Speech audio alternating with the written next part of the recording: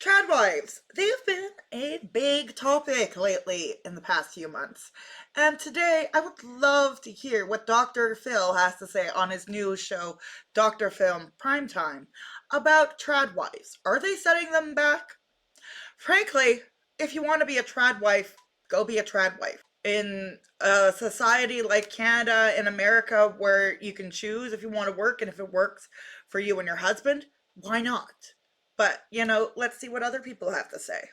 It was 1974 before a woman could have a credit card in her own name. Tradwives are absolutely looking back to the 1950s with rose-colored glasses. Women in the 1950s were being so oppressed by both society, their husbands. The tradwife movement is essentially prescribing that men should be the dominant force in the home and that women are to be homemakers and subservient to them in almost every matter. When I was younger, I grew up in a traditional Indian community, and there were both housewives and career women in these families, and they always said how accepted and appreciated both housewives and career women are in India. I've also nannied for quite a few Indian families, and they've all said the same thing. So what is it about the West that wants to devalue traditional wives? Okay, well, that was Esty. She's married to her husband, Connor. They've been married now for about a year. She's embraced the role that's referred to now, on the internet at least, as a trad wife. Maybe a new term, an old trend, very traditional. It's been around for thousands of years, and not a bad thing. It's just a little different than we see today. Just 5% of children were born to single mothers in 1960. Today, that number is 46%. It's a debate many women are having on whether it's a trend that should stay or go. Now, Neha says that she doesn't like this new trend. She says trad wives are looking back to the 1950s with rose-colored glasses and romanticizing a time that really wasn't so great for women.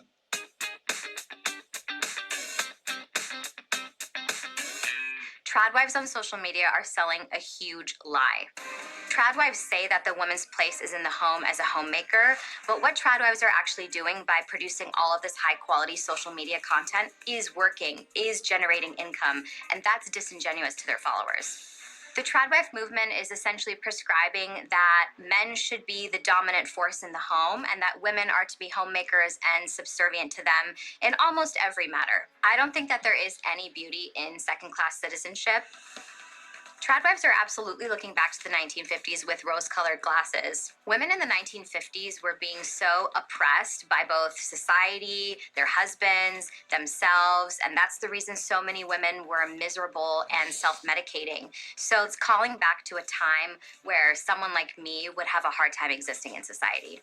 In many other cultures, traditional gender roles are very present, but what goes along with that are high rates of domestic violence, financial control, and the inability for the woman to really be able to live her truth. If he says no and puts his foot down, then the answer is no. The tradwife movement is a huge affront to all of the hard work that women and even lots of men have been doing for decades in order to get women equal rights. Well, thanks. Now, I'm going to put my 2 cents in before we continue on, because, in a way, I'm slightly jealous of the tradwives. But Jen, you're such a progressive woman. Why are you jealous of the tradwives? Because I would love to just stay home and focus on cleaning and focus on like homemaker stuff and like doing crafts and things like that. That I would love to do. And I don't think wives who want to be homemakers are any less than their husband, because wives still do work in the home. I mean, yes, I will agree that being a trad wife and selling the image online and doing sponsorships is more working. That is still being an influencer. But if a woman wants to stay home and, focus on raising the kids, making sure the house is kept up, and things are done, and it is affordable. I don't see what the big issue is. I will agree, some cultures have a balance where, the man is the man, and we've seen this with IBS, with the not Orthodox Christians, but I think that's probably an Orthodox Christianity as well, like Fundi Christianity. We see this in Islam, the man is above the woman. But then these are cultural things as well. I like to think of that one. It's a statue, and it's basically the farm woman and the working man. They are equal in work, but they do different things, yet they are equal in work. That Soviet one, the one I've got right up there, I will bring up a picture of it here. But I don't think there's anything wrong with the whole trad wife thing, as long as it's agreed upon in both partnerships, as well as, it is not harming the family as a whole by disadvantaging another sex. Keeping things equal.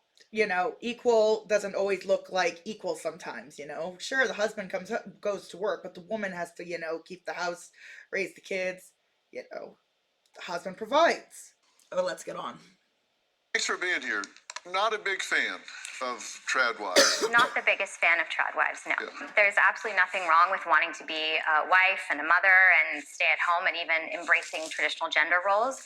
But there is something very dangerous in women being beholden to those gender roles, because across different cultures where there is more adherence to traditional gender roles, there are higher rates of sexual abuse, sexual violence, domestic violence, and financial abuse.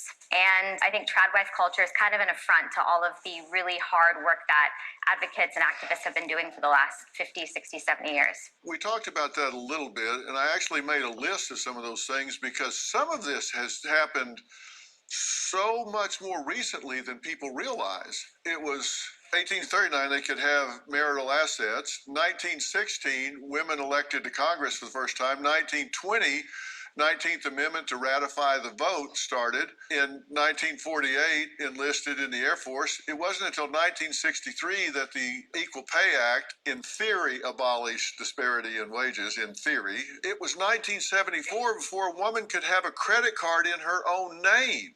Then Supreme Court Justice in 81, 83, American woman was in space.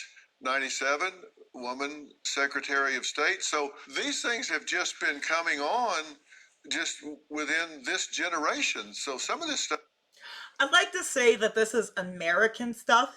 If you were to look at the Soviet Union's thing about women, women were very active and very, very respected. I'm just saying, they put the first woman into space much earlier, and the reason why a lot of women had to pick up male roles in the Soviet women, and right now in Russia, there's a lot of women who want to go back to traditional gender roles where the man goes out and so forth.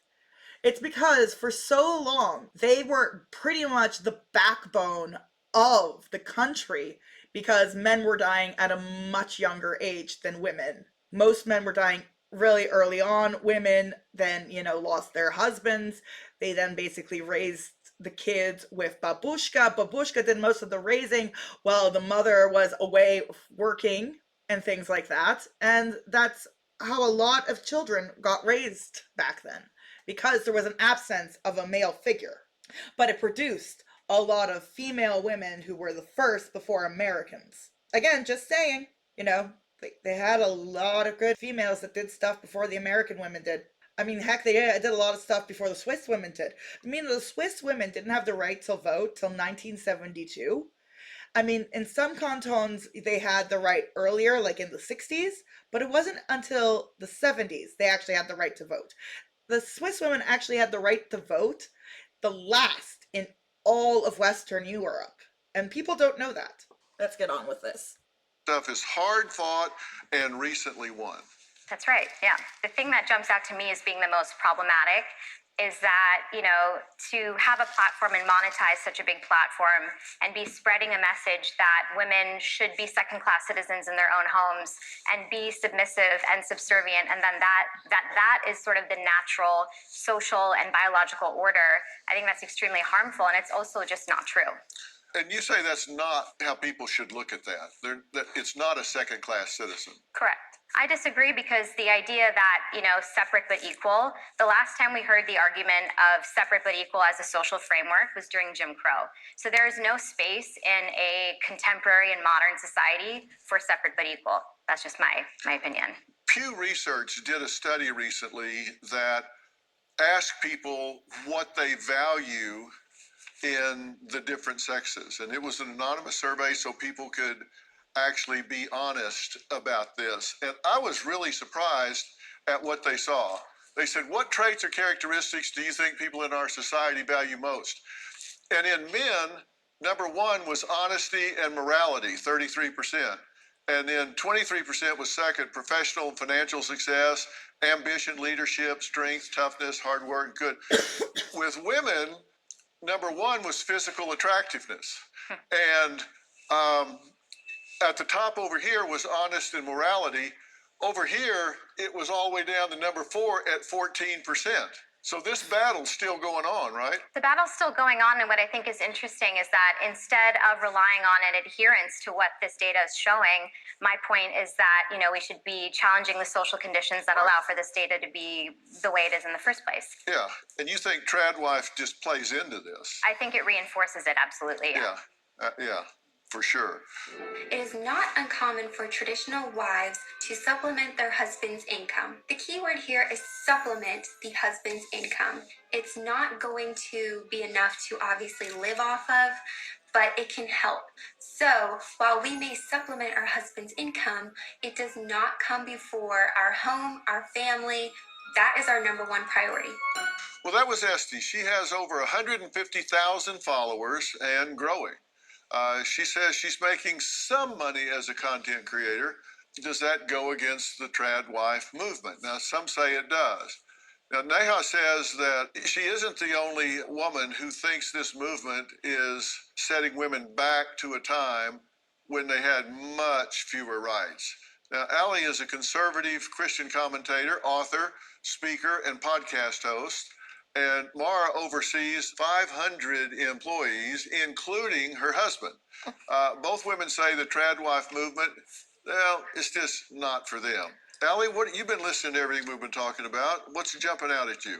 Yeah, so I am a conservative Christian, and I do believe in traditional gender roles as defined by the Bible, and I do work outside the home. So I guess maybe you would categorize me somewhere in between sourdough starter and girl boss. And yes, at the end of the day, my husband is the head of our household. He is the leader of our family. And so when it comes to those big decisions and when push comes to shove, he's the one that takes the lead. Mm-hmm. And do you feel second class because of that? Not at all. Not at all. My husband loves me and respects me very well. And he actually is, we work together. So he's kind of my business manager. That's the same way how I feel about Sergey. It's a partnership. The way how I see it is a partnership. I'm not going to go to war if he says, no, Jen, I do not want you to go to the Ukraine to rescue kitten. They're going to think you're a spy, even though you just want to rescue kittens. So, and even when I buy things that are a bit more expensive, I ask first. Sometimes I accidentally spend a lot of money on Adidas and then cry. That's okay. And he has always been immensely supportive of what I do. He would probably say that's part of why he fell in love with me, and so we just work well together. Yeah. Mara, what's your take on all of this? My take is a lot different. I come from a home where I was raised by a single mom, so I watched my mom take over the household. In fact, my father died when I was 6 years old. So if I had to ask you a question before I continue answering yours, my question for you would be, what would happen, heaven forbid, your husband wasn't there, whether you got divorced or he died, then what happens? Would you be able to upkeep the household? I mean, where would that leave you? I believe that no matter if you are a traditional wife or a modern woman with a career, if your husband were to pass away, everything goes to scrap, and you have to start over no matter what. Like, if you were if your home was depending on two incomes, you would still have to sell your home. You would still have to figure it out. So no matter what, I do believe that there is a change that's going to happen, and a huge change. But in terms of traditional marriage, a lot of women would go back to their under their father's roof, their families, their biological parents' roof, and figure it out from there. I'm not incapable of course, making money. Obviously, I did not finish my college degree, so I don't have a degree. I don't have work experience besides nannying, which obviously I guess is not super applicable, but I would figure it out and I would pray, and the Lord has a purpose no matter what happens to you. Right. That's interesting. Yeah. So for me, right, I do believe in God. I have the same pretty much traditional values, but in my case, I feel like being a businesswoman is only a part of who I am. It doesn't define me. So being a housewife, like, while I respect all of that, I also feel like for me, I need to be happy with me in order to maintain a happy life, right? So a lot of that includes, yes, I tend to my husband, but you know what? My husband also tends to me. We do it together. My husband doesn't always take the lead. I am his boss at work. But you know what? I feel like a marriage is a partnership. And when we do it together, we have double the results. It's not just one relying on the other, but really relying on each other to encompass an entire life together. So a little different from the way that you're brought up. And on your Instagram, you talk about society and pushing independence on young children. So my question to you is, this ideology that you have, is this something that you would, if you have a daughter, is that something that you would press upon your daughter to become a trad wife, or would you be supportive as to whatever she chose to do? I would definitely want my daughter to prioritize her family, her home, her husband above all else. I would want to instill confidence so that she could choose the right husband, because that ultimately is the most important thing in this lifestyle, is marrying the right man and understanding your man's character before you marry. But I believe that a lot of women do have rose-colored glasses on when they're dating, and then when they get married, this is when they have this crisis of, who did I marry? What is going to happen? And they believe in a backup plan, and they don't have that confidence within their marriage. Yeah, and getting papers on him doesn't change him. Trust me. My name is Austin, and I support the tradwife movement. I think traditional wives are pillars of the family unit and the community, and I would love to one day be able to provide the means and space to have that role in my household. The main reasoning is, I think raising a family is an art form and is a hard job and time well spent. Nothing against dual income households, but I think about that extra 40 hours a week that could be spent on local communities, on your family, on raising children, which is a very difficult job. And like I said, it's time well spent that I think I would love to have a part of my family unit in the future. Well, that was Austin, who's traveling the world in search of the perfect trad wife. So since he's traveling the world, he's joining us virtually from the Philippines. Hey, Dr. Phil. What kind of wife you looking for? I always find it funny when Americans go over to the Philippines to find wives. I don't know why. It just seems like the most American trope. Or like going overseas. But then I can't really talk because I met Sergey on a dating app while I was looking at hot guys in Vladivostok. Because I had enough of the men around here and I wanted a more traditional manly husband. See, it goes both ways, guys. It's not just, men wanting, traditional wives. It's me, there's also women who want traditional husbands. Like around here, dating for me was like, okay, every guy doesn't have the balls to put me in my place. But yeah, let's watch this last little bit because I really can't talk about getting myself a foreign fiance. Well, you get the traditional wife. I think there's a spectrum, right? I think you can take the most extreme version of a traditional wife, or someone who's not, and I think it's in the middle. I think you're allowed to choose a spectrum and be flexible. I don't think it has to be as extreme or that extremist as people wanted to say. So you say your love life has blossomed outside the U.S.? Absolutely, yeah. I think after the pandemic, I was able to work remote, and I started traveling the world. I started in Colombia. I got to go with my family to Spain, Mexico, Korea, the Philippines, Vietnam, and I was single at the time, so there's dating apps now. I got on Tinder and I started meeting up with locals because I thought, who knows the culture better, and they were able to show me amazing places around the world, and I was able to meet a ton of people, make a ton of friends, and now I'm in a long-term relationship. Oh, so yeah, that was kind of the similar thing, except I stuck myself in Vladivostok because Tinder was giving away their passport feature for free. So I put myself in a few places in the world. And then, yeah, no, and it's just like you find someone who's got the same values as you and the same things. And yeah, there is spectrums of traditionalness. How traditional do you want to go? It depends. Like, do you want to be a traditional East Indian family and go that route? Or, this is a cultural thing, right? Again, cultures. Or are you, let's see, Amish? They got a pretty traditional setup. There's a spectrum of it. So in a way, I like to think of if I had to say what kind of traditional housewife I would be if I was a traditional housewife. More of a Soviet, Slavic.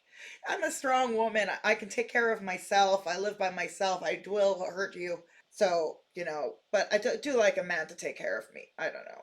I just like the Russians.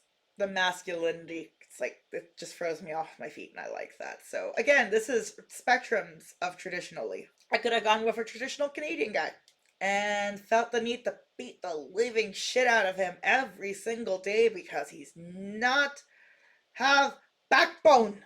Anyways, I'll see you guys in the next one. Bye.